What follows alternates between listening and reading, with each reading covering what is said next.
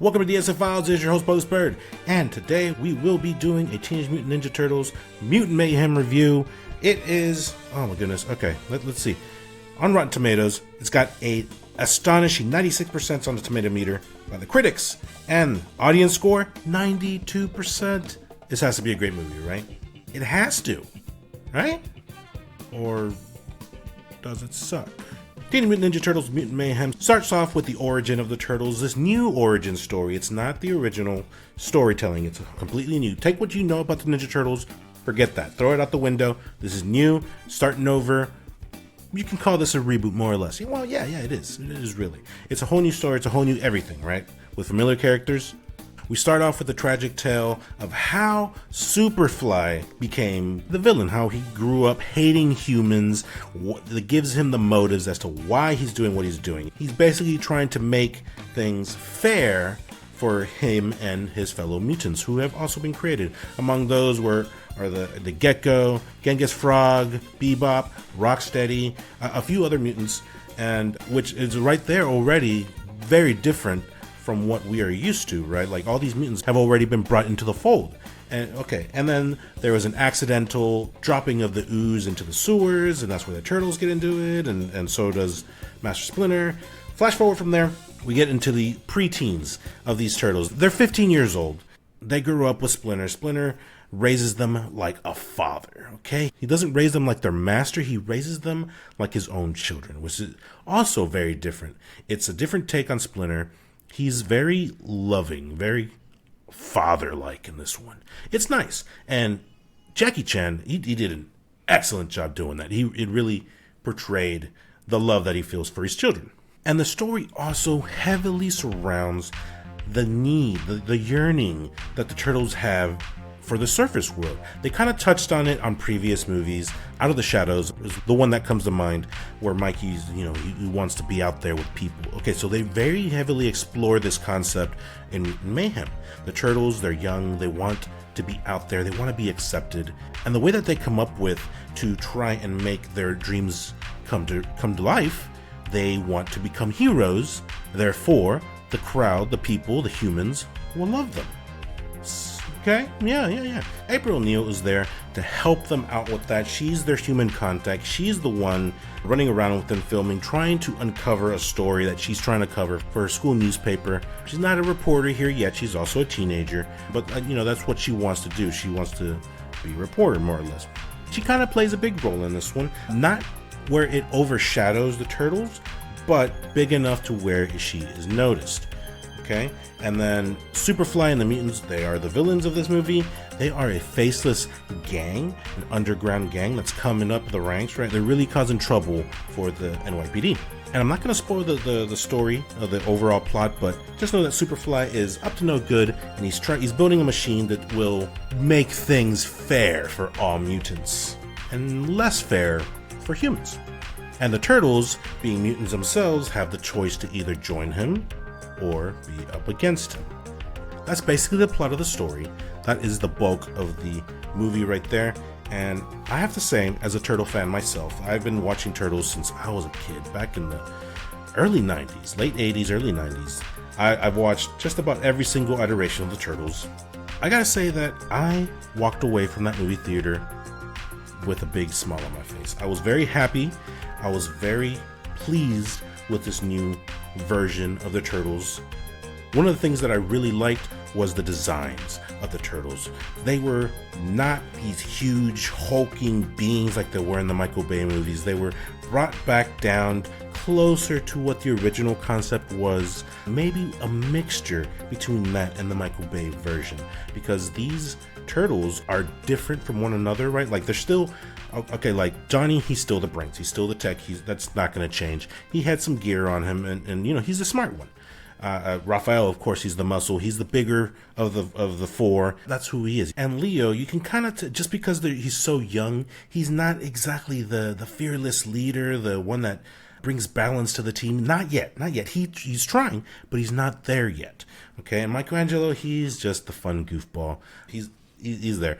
And I really like the dynamics between the four Turtles. They act like kids. They act like teenagers. They act like they've known each other forever, which of course in the movie they are, right? They're brothers, but the voice actors themselves, phenomenal job, great job. It really sounded like they clicked, and I just like the way that they interacted with each other. It was fun. It was good. It was very good.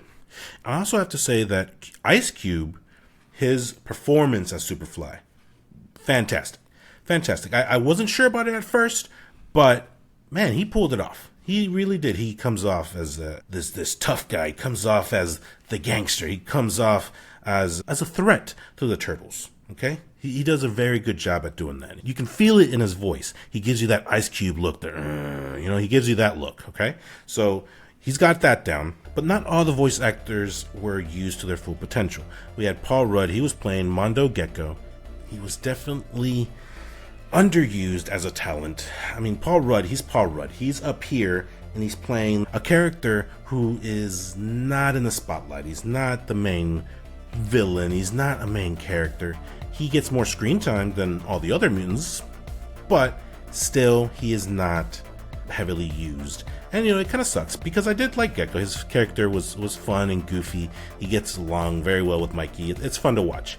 John Cena was in this, along with Seth Rogen. They played Bebop and Rocksteady. Bebop and Rocksteady, they are fan favorites, right? They are favorites. They're some of my favorites. I've loved these two characters for a long, long time. And to see them back in the movie, I thought it was awesome, but at the same time, underused. They really felt like background characters, and they're just kind of there. The few lines that Cena had as Rocksteady, he sounded good. He understood the assignment. He made his voice fit the character. Seth Rogen, he produced this movie. Props, fantastic. But come on, dude, this is like, what, the fifth time you play a pig character? It's a fetish, man. It's a fetish or something, man. It's fun. This time I didn't mind him too much.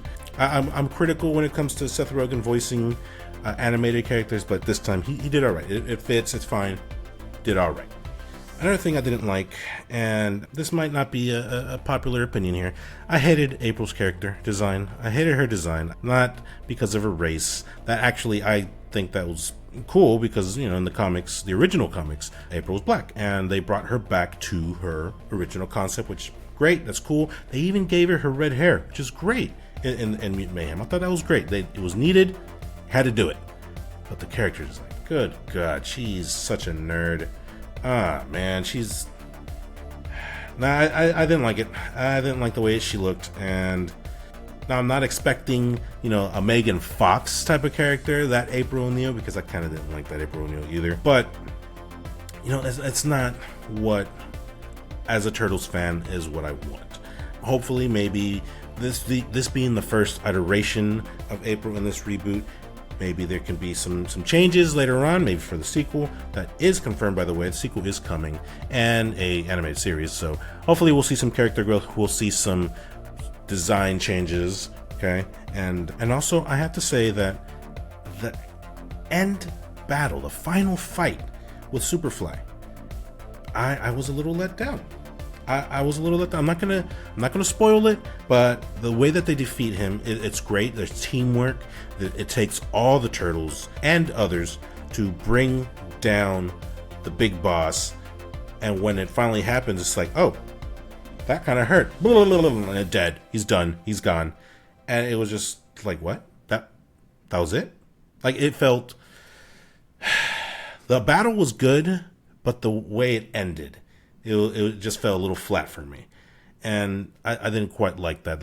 I don't know what else they could have done. Maybe extend the downfall a little more, but it just, that final moment just did not land with me. I didn't like it. But I'm being critical now. I'm just just picking this movie apart little by little. But overall, I do have to say it was quite enjoyable. It was fun. Again, I left the movie theater very happy, very pleased. I'm excited to see what's coming next. I'm very, very curious as to what's going to happen in the sequel and this TV series that's going to come out, because the way that it ends, it is very interesting. It's very, I can't say it. I don't want to say it just yet. For those who watched it, you know what happened. And it's something that the Turtles franchise has never really truly explored. Okay, not in this way. And it's going to be very, very interesting. So I'm definitely going to be watching out for that. So in conclusion, Should you watch this? Yes. If you like the Turtles in any sense or form, I think you will like this. I think you enjoy it.